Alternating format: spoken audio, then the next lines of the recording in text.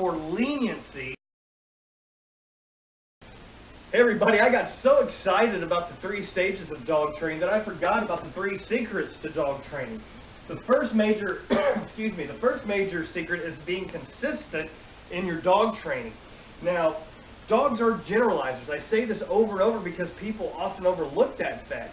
They generalize everything. So the more consistent we are in every time we engage with that dog or interact with that dog, the faster that dog's going to learn and kind of go with the flow a little bit. So the first thing we need to do when we get our dog is to create boundaries. I would rather be very strict and firm the first few weeks I have a dog, whether it be my own dog or during training, to the point where it understands what is to be expected, and then start becoming more relaxed on those boundaries and be more lenient. But if I start off being lenient, the dog doesn't fully understand what those boundaries are, and it creates a state of confusion. Imagine when you're a kid and one minute you're allowed to eat ice cream and then the next minute you're not allowed. Without that context, you're not going to understand why you're being reprimanded or anything else of that nature. So if we're strict first and then we reward them, or then we start giving them a little bit more leniency, it's a lot better than starting with leniency and then trying to create consistency. The next thing we have to have is a good training environment.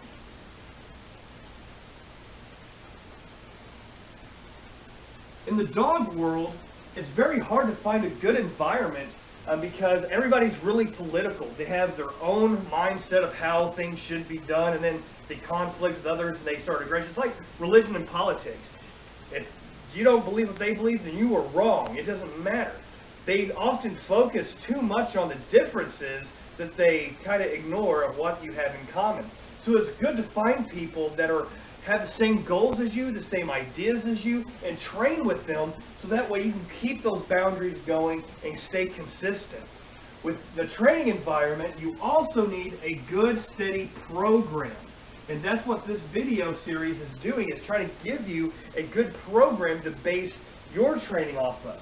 I know a couple dog sport people, the reason they have terrible dogs and they're not getting titles or anything is because they don't have a program and they're not sticking with it.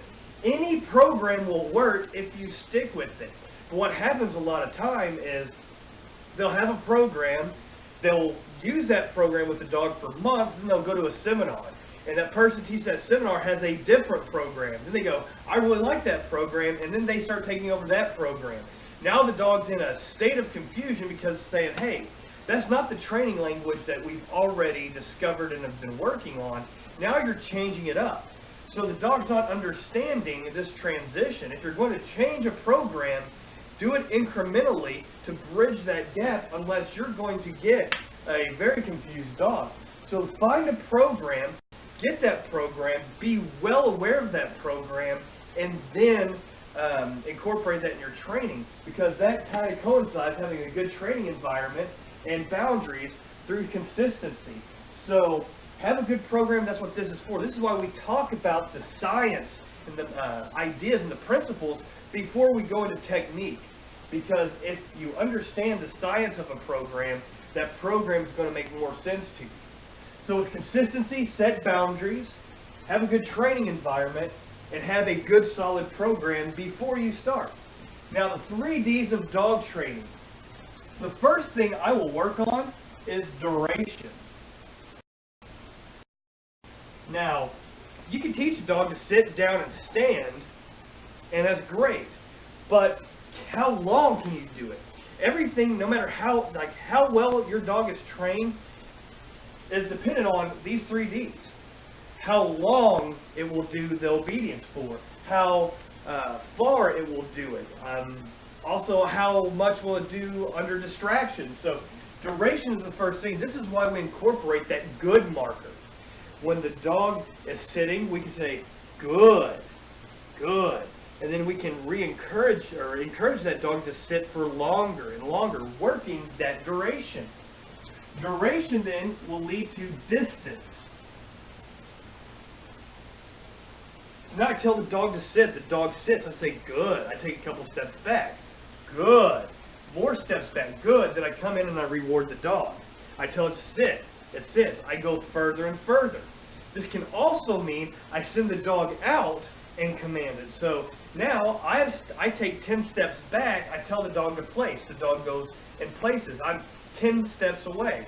And I say down, the dog downs. I say sit, the dog sits. And I'm at a distance. So distance is creating distance from you and the dog, and commanding the dog at a distance as well. And of course, this leads to distractions. Distractions is the final step in dog training secrets, really, because if you can make a dog listen under all distractions, then you have a well-obedient dog. And you must work on all of these incrementally in generalizations. So what I will do, for example, is I will use my living room. I will teach the dog in the living room. And then I'll make duration, distance, and distractions in the living room under controlled environment. Now I tell the dog to place. The dog places. I roll a ball across the floor. It breaks the place command. I put it back on the place command. But now if I have consistency and its reliability, then I'll move to the backyard. It's fenced. A little bit more distraction. There's cars driving by on the outside of the fence line, things of that nature, birds. But now I'm training it outside. Then I'll move to the front yard. When the front yard, there is no fences. There's more cars. Then we'll go to stores. Then we'll go to parks. And we'll start with duration, then distance, and distractions at each new place. And this will lead to socialization and engagement. You can have a well-obedient dog, but unless it's sociable and engages with you in all locations, then chances are you don't really have an all that well-trained dog. Socialization is very key, because my goal in dog training is to give dogs freedom, to unleash the beast, Tierney, to unleash the dog from its cage, from its prison. So if you think about it, I hear people all the time, well, my dog lives a good life. Like, your dog lives in a prison. Explain that. Well, it lives in a building. It only goes outside once or twice a day. It never goes on trips or anything. It sounds a lot like a prison. They stay inside, they go out a few times a day for exercise, they come back inside, and then you lock them back up. So the better trained your dog, the more consistent you are in your training, the better they are with duration, distance, and distractions, means the more places you can take them.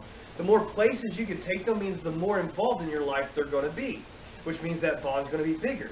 Now imagine you going to the bank and being able to leave your dog, like, able to take your dog with you. This is a true story. I had a dog named Coda. And he was such a well-behaved dog. My bank was walking distance, so every now and then I would walk my dog. I'd put him in a sit at the outside of the door, because on the door it says no pets allowed. I'd tell the dog to sit. I'd walk in, I'd do my transactions. After a few times, say, that is a obedient dog. You can bring him in next time if you want. So next time I brought him in. It opened that door literally to more socialization because of how consistent I was in training. Then I got to the point where I could pretty much take my dog anywhere I wanted to go, because people knew he was a well-trained dog. They didn't have fear of that dog. I took him to new places because I knew I didn't have to worry about him. If you have a disobedient dog or an under-trained dog, you're never going to be confident in that dog's ability to listen to you under distractions. So you're going to limit that dog's life. So with socialization, you need to move from the house to the yard, to the park, to the stores. You need to take this dog everywhere you possibly can to get that dog, A, engaged with you in all locations, to desensitize the dog to all these new distractions, but also to make it more social to more people. The more people this dog sees, the less aggressive it's going to be, the more confident it's going to be, the more energetic it's going to be. You'll have a happier dog the more it's socialized. There's not going to be these fear bites, especially if you have that program that works on engagement where the dog focuses on you, where those accidents happen a lot less. So the 3 secrets to dog training is work on your consistency, work on the 3 Ds, and socialize your dog and engage with it everywhere. So hopefully this will open up more doors literally for you as well as it has for me in the past. And now with this, secrets underlying everything you do in your dog training program is going to help you in the long run.